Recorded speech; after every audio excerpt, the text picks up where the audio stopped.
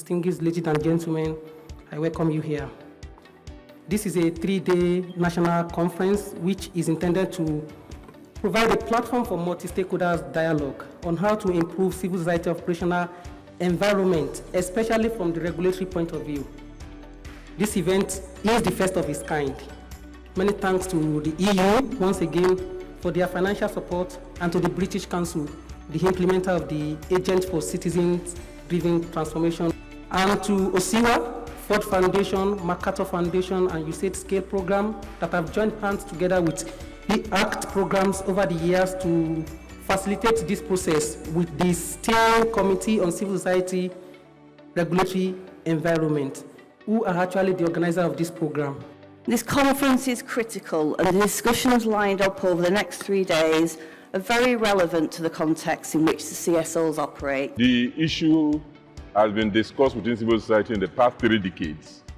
But I think that people who are saying the first of its kind is because of the scale and the focus on producing a platform for all civil society organizations to engage, and possibly having a model for self-regulation of civil society. The conference is timely, basically because the timing, and it's timely because elections are coming. The campaign is about to start for the presidential election, general election, and it's a good time for you to press upon candidates. It's not just getting elected that matters, is to think a bit about what's going to come afterwards once they do get a job. Nigeria has a vibrant and capable civil society. CSOs have been at the forefront of democracy and human rights and service delivery to vulnerable groups, including women and girls, youth and people living with disabilities. I could see that the conference is inclusive because people with disabilities are recognized highly in this very conference. And so it's important that the community of persons with disability be identified with this wonderful initiative, especially when we are in a society and a government that sometimes regulates to over-regulates.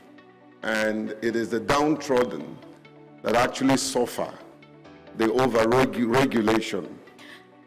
Representatives of civil society in the room, the overall demand on your gathering here is to contribute significantly to the various thematic discussions and come up with a common position that is geared towards addressing the fundamental challenges affecting civil society operations.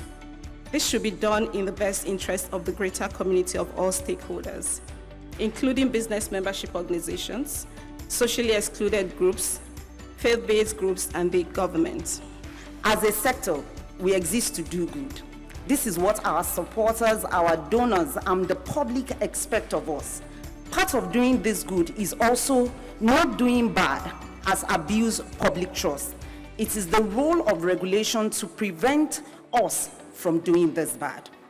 But what we want to do regarding regulation is that we put our sector and do the heart of the good regulations. We're not saying no to regulation, but we want to be transparent and we want to have the propitiation of these regulations in place.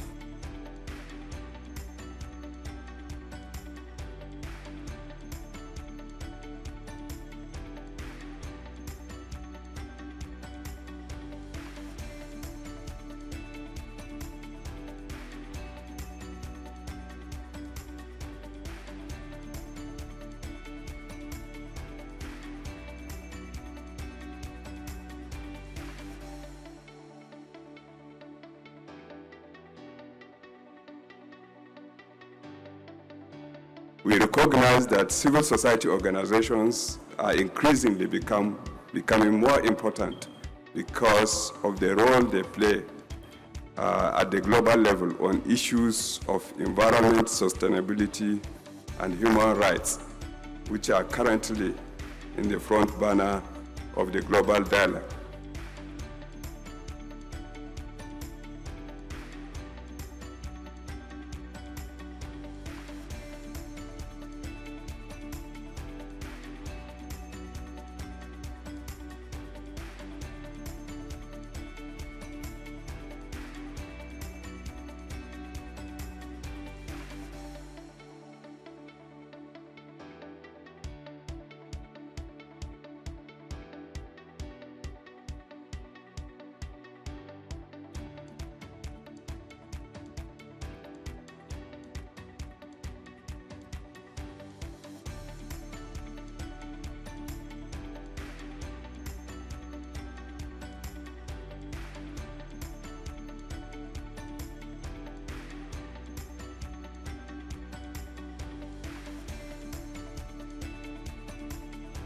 Let me take this opportunity to express the appreciation of the government of Nigeria to the European Union for supporting efforts to strengthen civil society organizations in Nigeria through the EU ACT program.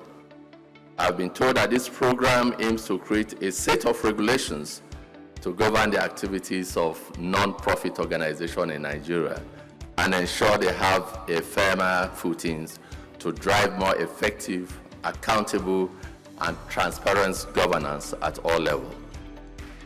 There is no gainsaying that civil society organizations are fundamental building blocks in any open and democratic society such as ours.